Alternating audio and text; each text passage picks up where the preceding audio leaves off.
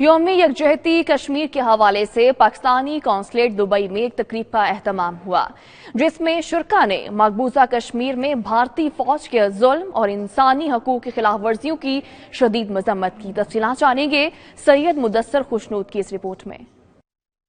پاکستان سمیت پوری دنیا کی طرح متحدہ عرب امارات میں بھی یوم یکجہتی کشمیر جوش و جذبے سے منایا گیا۔ مرکزی تقریب پاکستانی قونصلیٹ دبئی میں منعقد ہوئی، جس میں اس بات کا عزم کیا گیا کہ کشمیریوں کی سفارتی اور اخلاقی حمایت جاری رکھی جائے گی۔ اس موقع پر پاکستان پیپلز پارٹی مڈل ایسٹ کے صدر میاں منیر ہانس کا کہنا تھا کہ کشمیر کے ایشو پر پاکستان میں کوئی تفریق نہیں، بلکہ تمام سیاسی جماعتیں اور پاکستان کی عوام ایک پیج پر ہیں۔ پاکستانی قوم اور کشمیری اکٹھے ہیں کشمیریوں کے ساتھ، اور میں سمجھتا ہوں کہ جو نہتے کشمیریوں کے ساتھ ظلم کیا جا رہا ہے کشمیر کے اندر، انسانی حقوق کی تنظیموں کو اور اقوام متحدہ کو اس کا نوٹس لینا چاہیے اور بھارت کو اس کا ظلم بند کرنے پر مجبور کرنا چاہیے اور کشمیریوں کو ان کا حق ملنا چاہیے۔ پیپلز پارٹی آزاد کشمیر کے رہنما فاروق بانیہ نے اپنے خیالات کا اظہار کرتے ہوئے کہا کہ آزادی کشمیریوں کا بنیادی حق ہے، انہیں اپنی قسمت کا فیصلہ کرنے کا حق دیا جائے۔ پوری دنیا میں جہاں کہیں بھی کشمیری بستے ہیں اسے یوم یکجہتی کے طور پر اپنے بھائیوں کے ساتھ مناتے ہیں، اور آج یہاں یونائٹڈ عرب امارات میں بھی پاکستانی قونصلیٹ جنرل کونسل صاحب نے یہاں پر یوم یکجہتی کشمیر کے حوالے سے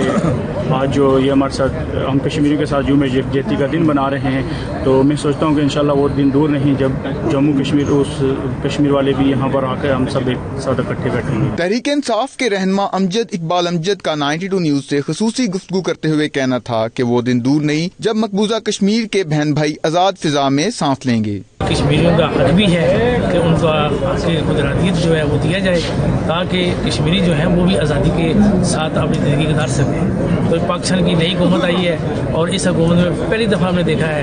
کہ عمران خان صاحب کے ویژن میں اور بہترین طریقے سے کشمیر کے مسئلے کو اجاگر کیا جا رہا ہے۔ مبارکباد دیتا ہوں پوری پاکستانی قوم کو، ایک اچھا لیڈر ہمیں ملا ہے، انشاءاللہ امید ہے کہ کشمیر کے مسئلے کو ہم حل کریں گے۔ تقریب میں سید وقار گردیزی، راجہ راشد علی، عرفان افسر ایوان، خالد حسین چودھری، سردار جاوید یعقوب، سردار عاصم کریم، زاہد ملک ایوان اور قاضی ظفر اقبال سمیت قونصلیٹ آف پاکستان کے عملے نے بھرپور شرکت کی۔